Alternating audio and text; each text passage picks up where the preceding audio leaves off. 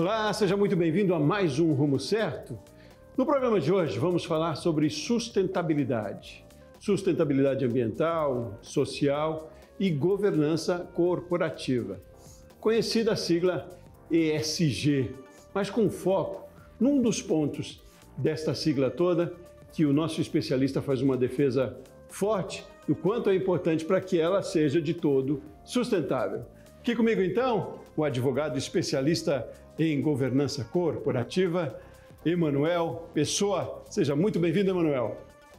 Sebastião, um grande prazer estar aqui falando com você e com a nossa audiência sobre esse tema, que é tão importante e vem dominando as manchetes econômicas nos últimos anos. Ótimo, muito obrigado a você aí pela disponibilidade de conversar com a gente, compartilhar seu conhecimento, pela sua gentileza aí de conversar com a gente. Emanuel fala lá de São Paulo, nós estamos em Brasília.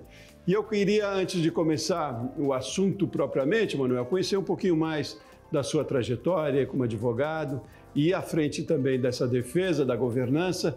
Me conte um pouco mais para a gente conhecer de você e depois entramos no assunto. Sebastião, eu já trabalho com governança há um bom tempo, vamos colocar aí uma década ou um pouquinho mais. Isso que rigorosamente, na maioria das vezes, as pessoas que trabalham com governança corporativa, elas também trabalham com outros temas, direito societário, contratos. É normal, até porque são áreas correlatas. Só que eu realmente comecei a ter mais profundidade com esse assunto, com esse tema, depois que eu fiz um mestrado em Direito na Universidade de Harvard. E mais ainda, há aproximadamente quase 7 anos atrás, quando eu me mudei para São Paulo, que eu vim ser sócio de um escritório hoje bastante conhecido aqui na capital, que fazia muito contencioso societário. Então, a governança corporativa era muito mais relevante para a decisão a ser tomada nesses processos, para se saber as melhores estratégias, para se tentar convencer o juiz e assim sucessivamente. E de lá para cá, com essa intensificação, principalmente dos fundos de investimento, da questão do ESG, a atuação em governança corporativa só faz crescer. Então, hoje, eu sou advogado radicado aqui na capital paulista, Tenho um escritório na Vila Olímpia e atuamos nessa área societária empresarial. E aí, como é que é essa atuação de vocês hoje? Eu digo, frente a essa governança, qual é a situação que a gente tem no mercado, a demanda? Vocês atendem grandes corporações, eu imagino, né? A gente atende clientes de tamanhos variados. É interessante esse seu questionamento, que algumas pessoas elas acham que o ESG, especialmente a governança corporativa, seria só para empresas grandes. Mas é o contrário. As empresas menores aqui não podem se dar ao luxo de não ter uma boa governança corporativa. Por quê? Porque as empresas grandes, Sebastião, elas conseguem acessar mercado de capitais, elas conseguem acessar financiamentos, elas têm conexões que permitem investidores, tanto pessoas físicas quanto investidores institucionais. São pessoas que já olham o tamanho daquela empresa e querem investir mesmo com certos riscos. Quando você é uma empresa pequena, média, é o contrário. Você não é tão conhecido, você não tem uma reputação tão estabelecida. E é aí que você precisa ter uma boa governança para que os investidores olhem para a sua empresa e tenham segurança de aportar dinheiro nela. Então, a governança, por mais que, obviamente, ela seja relevante para todas as empresas, ela acaba tendo uma importância desproporcionalmente maior para as empresas pequenas e médias. Emanuel, conceitue para nós, ou me diga o que caracteriza, de certo, a governança corporativa dentro de uma empresa. O que ela considera? Então, o principal papel da governança corporativa é criar regras para o funcionamento de uma empresa que diminua esses riscos e alinhe a empresa com os interesses dos seus sócios, impedindo que os gestores, se tiverem uma liberdade excessiva, coloquem a empresa para atuar em benefício deles e não em benefício dos sócios. Por isso ela é tão importante no tripé ESG, então, né? Não diria de nada adianta, mas ela tem um peso maior mesmo nessas 3 siglas, quando se fala da governança, não dá para ser sustentável ambiental e socialmente, é? É que assim, Sebastião, eu falo isso e às vezes eu apanho de muita gente, tá? Essa ideia de que eu digo para todo mundo, o mais importante no ESG é o G. É simples. Eu te dou um motivo, tá? Muito claro. Você imagina uma empresa brasileira qualquer que ela invista bastante em sustentabilidade. Eu vou dar o exemplo da Natura. A Natura é uma empresa que conhecidamente faz aportes consideráveis no tema de sustentabilidade. Ela procura ter cadeias produtivas que preservam o meio ambiente. Então, ela se coloca dessa maneira e faz esses aportes, esses investimentos. Ok, isso é ótimo, faz parte do negócio dela, agrega valor à marca, tem um benefício social relevante, ambiental, que é muito claro de ser percebido. Contudo, Sebastião, se a Natura for mal gerida, se a governança corporativa dela for ruim, se ela tiver uma gestão que ela afaste investidores, que ela comece a perder a lucratividade, que ela se desvie dos seus interesses, a Natura vai quebrar. E se a Natura quebrar, como é que ela vai aportar dinheiro na sustentabilidade? Empresa que não lucra, que não é bem gerida, que não tem capacidade de aumentar os seus investimentos, ela não tem capacidade de investir em sustentação ambiental e nem em melhorias sociais. Agora eu preciso dizer que a gente entendendo isso, e as empresas entendendo, os empresários, enfim, isso não significa que não esteja dando valor às outras questões que são importantes. O ESG, realmente, a sustentabilidade de todo, ela é importante também, né? Para ficar claro isso, que não há uma defesa por si só ou somente do pragmatismo, né? As outras questões também são ativos fortes e cada vez muito importantes, porque há, inclusive, uma exigência do consumidor para a imagem da empresa. Tudo isso é rentabilidade no final das contas também, né, Emanuel? Vamos pensar no seguinte, eu gosto de dar um exemplo concreto, tá? Vamos pensar na Corim, né? Aquela que vende o frango, né? Eu sempre fico na dúvida se é Corim, mas enfim, vamos dizer Corim. Então a Corim vai lá e ela vende no supermercado o seu frango, que ela diz que é um frango orgânico, livre de antibióticos, criado solto, etc. Se você olhar o preço do frango Corim, ele é muito mais caro do que o frango da Sadia, do que o frango da Swift. Por quê? Porque tem um custo por trás dessa produção e o fato de ter a questão da sustentabilidade encontra um prêmio no mercado. Por quê? Tem consumidores que eles têm disposição financeira de pagar mais por produtos sustentáveis, porque são pessoas que são mais abonadas e hoje, na escala de preocupações, já que elas têm uma condição financeira melhor, elas podem se dar ao luxo de escolher produtos no supermercado, de escolher produtos e serviços em geral, não apenas baseados em preço, mas também baseados nos valores que elas defendem. Porque é muito difícil, né, Sebastião, você imaginar que dá para adotar um padrão ESG absoluto para todos os produtos e serviços, já que nós temos pessoas que não teriam renda suficiente. Tem gente que pode pagar R$2, R$3 num ovo que está lá, foi criado com padrões hipersustentáveis, não teve antibiótico, etc, etc, etc. Mas a maioria da população hoje ainda não pode pagar R$3 num ovo para comprar para a família toda. Então é óbvio que ao longo do tempo nós também temos que nos preocupar que a adoção de padrões de ESG se reflita no barateamento da adoção desses padrões. E isso no Brasil hoje é difícil porque nós temos mão de obra muito escassa que realmente entende de ESG e o custo de entrada das empresas nas práticas ESG é alto, então leva um tempo até que muitas entrem e você tenha uma queda geral dos custos por conta dos ganhos de escala. Então, por enquanto, ainda no Brasil, do ponto de vista de produtos e serviços, nós ainda patinamos por conta da questão preço. É preciso entender a nossa realidade também, né? Realidade social e econômica também. Mas ainda assim, qual é o cenário? Quantas empresas investem hoje? Tem uma pesquisa da Radar, inclusive, você tem esse dado para trazer para a gente, de quanto as empresas investem em ESG hoje e de quanto estão preparadas para investir também? É interessante o que você está me trazendo aqui, Sebastião, essa questão da pergunta. A gente já sabe que esses investimentos em ESG hoje, eles são na ordem de trilhões e trilhões de dólares. Na verdade, até 2025 deve chegar a 53 trilhões de dólares, né, os investimentos em ESG no mundo. Então, esse valor é um valor muito elevado. Se você olhar, por exemplo, o BlackRock, que é o maior gestor de ativos do mundo, tem mais de 10 trilhões de dólares em ativos, eles deixam muito claros que hoje a orientação de investimento em ativo deles leva em consideração critérios ESG. E essa tendência é uma tendência a crescer ao longo do tempo, por vários motivos. Um motivo é pressão do mercado consumidor, né, evidentemente, e pessoas preocupadas com questões ambientais e questões sociais. E o segundo ponto é, esse tipo de investimento ele agrega valor ao bem e ao serviço. Então, é óbvio que o empresário não necessariamente vai deixar de levar em consideração isso. Ele vai também fatorar que aportar dinheiro no ESG retorna com ele podendo vender produtos e serviços mais caros para um público mais exigente. Isso é um incentivo que ele tem hoje a fazer esse tipo de investimento. É claro que quando no futuro todos forem ESG, se chegar a esse ponto, né, a minoria que vai estar de fora, você vai tirar esse diferencial competitivo do preço. Mas hoje ainda é um atrativo, conforme o ditado popular, né? Quem chega primeiro, bebe água limpa. Tá bom, vamos fazer um intervalo rapidinho, beber uma aguinha limpa aí, Manuel. Na sequência a gente segue na conversa. Queria saber de você do equilíbrio que se tem que ter aí entre as ações em ESG e resultados que se espera também, né?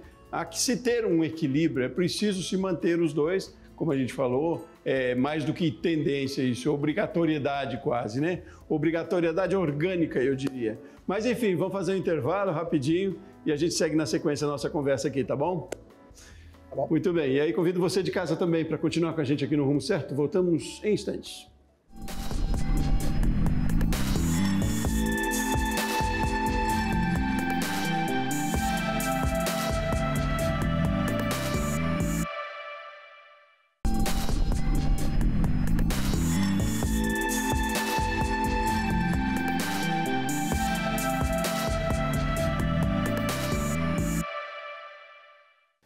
Seguimos com o Rumo Certo, seja de novo muito bem-vindo. Hoje nós estamos falando sobre uma sigla que você já ouviu certamente, ESG, né? Que trata da sustentabilidade ambiental, social e governança. Mas o ponto central da nossa conversa hoje é justamente a governança corporativa. O quanto ela é importante para que toda essa sigla faça valer realmente. Estou conversando com um especialista sobre isso, você acompanhou já no primeiro bloco, Emanuel Pessoa, advogado, especialista em governança corporativa. Emanuel, depois do bom bate-papo aí do primeiro bloco, a gente explanou, conceituou, a gente falou um pouquinho de mercado, e eu queria a sua opinião, a sua avaliação, um pouco do seu conhecimento sobre o equilíbrio que se tem que ter e se é possível ter nas ações que precisam ser feitas em ESG, em sustentabilidade, e ao mesmo tempo nos resultados que se precisa ter, né? Falamos do pragmatismo no bloco anterior. Como equilibrar isso? A gente tem 3 pontos, Sebastião, que são muito importantes de serem analisados nesse momento. Os 3 pontos que são muito importantes de se analisar são os seguintes. Em primeiro lugar, para nós termos práticas ESG, nós temos que balancear o custo das práticas com os resultados que serão obtidos. O segundo ponto é nós termos a percepção de que os objetivos ESG nem sempre são alcançáveis no curto prazo. Então, é necessário se ter um tipo de paciência. E o terceiro ponto é o dever fiduciário que os administradores das empresas têm ao executar as práticas ESG. Vamos pegar ponto a ponto. Quando a gente pensa no custo, é o que a gente falou no bloco anterior. É um pouco complicado você imaginar que uma família mais pobre, ela vai ter condições de pagar sempre no supermercado o frango mais caro, como o frango da Corin. Eu não estou questionando que ele é melhor, que ele é pior, que é mais saudável, menos saudável. Eu estou indo por uma questão muito prática. O orçamento de uma família mais pobre é menor, as contas, né? Eu gosto de dizer que, infelizmente, em famílias mais pobres, sobra mês no salário. Não é que sobra salário no mês, sobra mês no salário. Então, por conta disso, essas práticas ESG precisam levar em consideração a questão de custo e resultado. Vale a pena para uma empresa fazer investimentos em ESG nos seus produtos que vão torná-los mais caros e que vão fazer com que esses produtos diminuam o seu mercado consumidor imediato? Na maioria das vezes, vale se você tiver um meio de atingir um mercado consumidor mais caro ou se isso está como parte de uma tendência do mercado, porque o aumento de entrantes, o aumento de investimento das empresas em ESG leva à formação de mais profissionais e o barateamento das técnicas de produção. Então, dentro dessa perspectiva de uma tendência ou de alcançar um novo mercado consumidor, vale a pena. E também pode valer a pena economicamente se a empresa entender que, à medida que ela adota esses padrões, ela tem uma tendência em transformar vários dos seus consumidores em fãs. Se ela transforma seus consumidores em fãs, eles vão arregimentar mais consumidores e você vai diminuir o custo de aquisição de clientes. O segundo ponto é a gente considerar o resultado de curto e longo prazo. O exemplo que eu dou é o mais simples possível. Se você for lá na Noruega, né, Dinamarca, Noruega, esses países nórdicos, e você pegar toda a frota de carros e transformar a frota de carro de combustível fóssil em bateria elétrica, provavelmente você vai aumentar a poluição. Por quê? Porque, querendo ou não querendo, eles estão rodando o carro e aí eles vão ter que ficar abastecendo, e nesses países a energia elétrica vem da queima de combustível fóssil.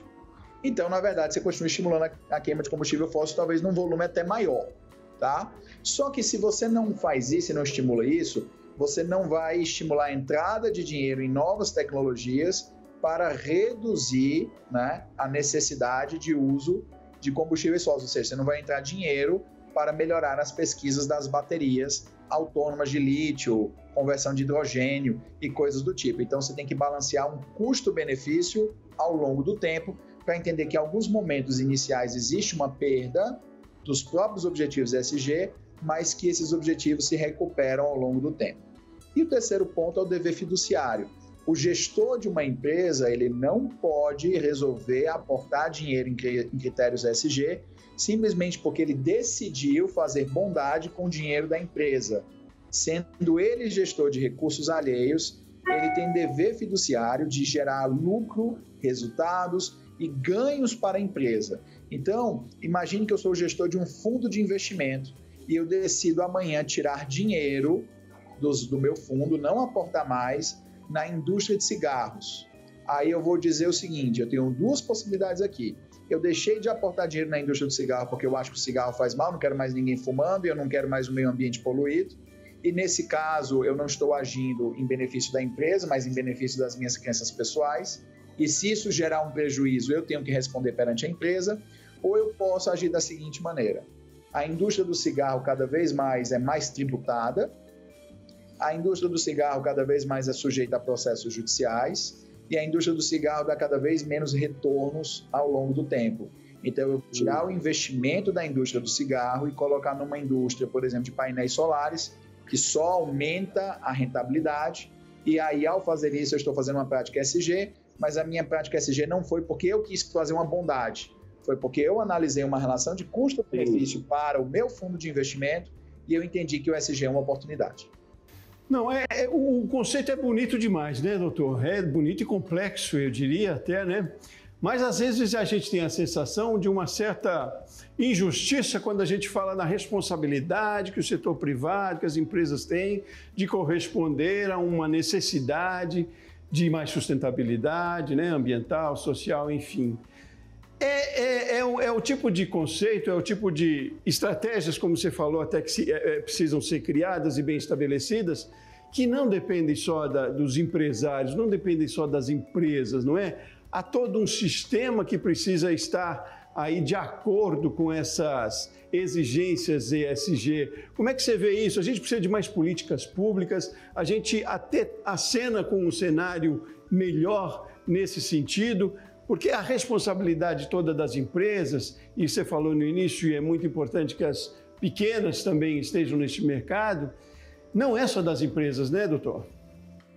Não, o governo ele pode estimular mais práticas ESG por meio da regulação. Isso acontece e é comum em vários países, e no Brasil também nós temos aí, como por exemplo, limitação de emissão do CFC, aquele gás que antigamente tinha na geladeira, que era um dos grandes responsáveis pelo efeito estufa, né? Eu acho até que ainda tem, mas em quantidade menor. Então, a regulação governamental, ela também melhora. Por exemplo, na União Europeia, você diminui as partes de chumbo a cada ano que podem ter na gasolina. Isso é uma prática ESG de regulação. O que é necessário se entender é que o seguinte, são dois drivers, né? A iniciativa privada, por conta da pressão dos consumidores e dos fundos de investimento, e o governo, por meio de regulação. Só que tanto de um lado quanto do outro, você precisa tomar cuidado para que uma adoção dessas práticas, elas não levem a um problema de custos e de escassez e de dificuldade das pessoas conseguirem consumir. Porque, do contrário, você pode estar condenando pessoas mais pobres a ter um encolhimento do seu padrão de vida. Então, as coisas devem ser feitas de uma forma paulatina e pensada, de forma que se permita que os ganhos ESG sejam apropriados também pelos mais pobres. Porque, do contrário, o que você vai ter é a diminuição do padrão de consumo das pessoas com renda menor. Certo. Não, certo, é preciso pensar no todo mesmo. Agora, tecnologia ajuda nesse processo também? Quando a gente fala de governança, a gente está falando de processos dentro das corporações, algum facilitador aí que pode ajudar também não sei se acelerar ou, enfim, tornar o conceito de ESG mais na prática real? Existem várias ferramentas que você utiliza de gestão numa empresa que, evidentemente, facilitam. Por exemplo, um cliente chega para mim, ele quer que eu faça a governança corporativa dele, a primeira coisa que eu demando dele, de uma forma quase que absoluta, é quase um pré-requisito para eu trabalhar com ele, é que os nossos contratos e os contratos da empresa dele passem a ser contratos digitais, assinados online, para que a gente possa ter rastreabilidade, saber quem gosta de certificado digital e tudo isso. Aí você fala, isso é uma prática de governança? Porque imagina, quando o contrato é de papel, você tinha que mandar alguém procurar no arquivo, você tinha que mandar alguém ir atrás, olha a demora disso. Se o contrato é virtual, digitalizado, e você tem toda uma série de processos pelo qual você sabe quando sobe um contrato, sabe quando ele é assinado, sabe a nomenclatura dele, qualquer pessoa da empresa que tenha autorização ou necessidade de acessar aquele contrato, acessa imediatamente. Fazer as atas de reunião de diretoria, por exemplo, parece uma coisa banal. Mas se eu te falar que a maioria absoluta das empresas brasileiras que não é de capital aberto, ou que não seja sociedade anônima, só faz ata de reunião de sócios ou de diretoria quando precisa pôr na junta comercial.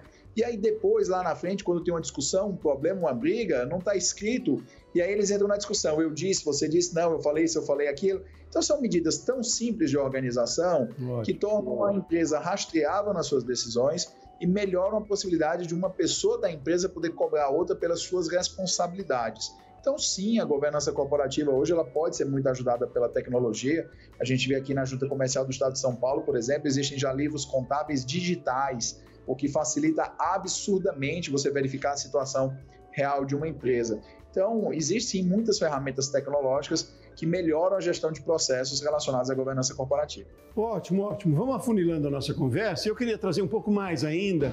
Você já falou que a tecnologia ajuda nesse processo, da gente executar um pouco mais a governança, mas trazendo para o nosso chão de fábrica aqui para micro e pequenas empresas, que são o nosso foco aqui. Que outras ações no dia a dia, que às vezes podem parecer insignificantes, mas que têm resultado quando se fala de governança e de ESG como um todo, que você sugeriria, daria como dica para a gente começar, se alguém ainda não começou a pensar no ESG dentro da sua empresa, que comece de que maneira? Vou dar um exemplo que eu contei na época da pandemia. Tinha uma padaria aqui perto da minha casa, eu moro em São Paulo, um bairro chamado Moema, tinha uma padaria perto da minha casa que eu adorava no começo da pandemia, achava sensacional. Eu até pensei, nossa, eu colocaria dinheiro nessa padaria, colocaria dinheiro. Aí eu tive a curiosidade de olhar na junta comercial o contrato social dessa padaria. Quando eu vi o contrato social dessa padaria na junta comercial, eu pensei, nossa, a não ser que eles tenham um ótimo acordo de sócios, o que eu acho difícil pela maneira que o contrato social estava escrito, eu teria medo de botar um dinheiro nessa padaria, porque era capaz de um dos sócios transformar o dinheiro que eu colocasse num passeio para Paris. Tá? Porque a maneira da fiscalização, a maneira da regulação, os controles dos sócios minoritários eram praticamente inexistentes. Então, você, na verdade, estaria colocando dinheiro e ficaria à mercê do sócio majoritário. Se você tivesse uma governança corporativa, o sócio majoritário presta contas aos sócios minoritários, assim como os administradores prestam contas aos sócios. Isso aumenta a probabilidade de que os aportes na empresa sejam utilizados de forma regular. Isso aumenta a probabilidade de que a empresa não tenha esqueletos contábeis e financeiros. E se isso acontece, é mais fácil que o pequeno e médio empresário consiga, com um investimento aqui no mercado financeiro, na Faria Lima, que ele consiga financiamento com as pessoas mais endinheiradas da sua cidade, que quando eles vão ao banco, forem ao banco pedir financiamento, o banco vê a papelada organizada, negociar um pouquinho melhor a taxa de juros. Pode parecer bobagem, né? Mas 2, 3% ali de diminuição no empréstimo que vai de 15, 16 a 20 e tantos por cento ao mês, faz uma baita diferença no final do ano com o efeito do juro composto. Então, a governança corporativa ela reduz o custo de financiamento e se você pensa em vender a sua empresa, ela tem a vantagem de aumentar o valor de mercado da sua empresa. Porque é igual comprar apartamento. Eu posso chegar num apartamento de luxo, vamos lá comprar um apartamento em Copacabana, no Rio de Janeiro, apartamento de luxo. Você vê do lado de fora, lindo, maravilhoso, aí o cara tá te querendo, sei lá, 40 mil reais o metro quadrado. Se você entrar no apartamento e tiver cheio de cupim, com piso quebrado, taco rachado, as paredes descascando, você não dá os 40 mil reais o metro quadrado, nem que valha, porque você olha a aparência é ruim. Mas se você chega no lugar que o metro quadrado é abaixo do que o cara está pedindo, sei lá, eu vou olhar para ver o que é isso. Chega o apartamento, está todo reformado, lindo, bem cuidado, você olha, nossa, isso aqui vale mais do que eu achava que valia, é um baita negócio pagar isso. Então, empresas organizadas, não é só que elas dão a aparência de que elas valem mais, elas realmente valem mais, porque quem compra vai ter menos custo de se informar e vai ter menos risco de ter surpresas no armário. Muito bom, ótimas informações, doutor Emanuel Pessoa. Muitíssimo obrigado pela sua participação aqui no Rumo Certo, por compartilhar de tanto conhecimento aí com a gente. Tenho certeza que instigou muitos empresários, empreendedores que estão em casa, nas suas empresas também. Foi um prazer conversar com você. Volte sempre. Sebastião, o prazer foi todo meu. Muito obrigado pelo espaço e com toda certeza, sempre que vocês quiserem, é um prazer estar com vocês. Muito bem. Foi um prazer conversar com você aí de casa, aí da sua empresa também. Rumo Certo de hoje fica por aqui. Volto no próximo programa. Forte abraço e até mais.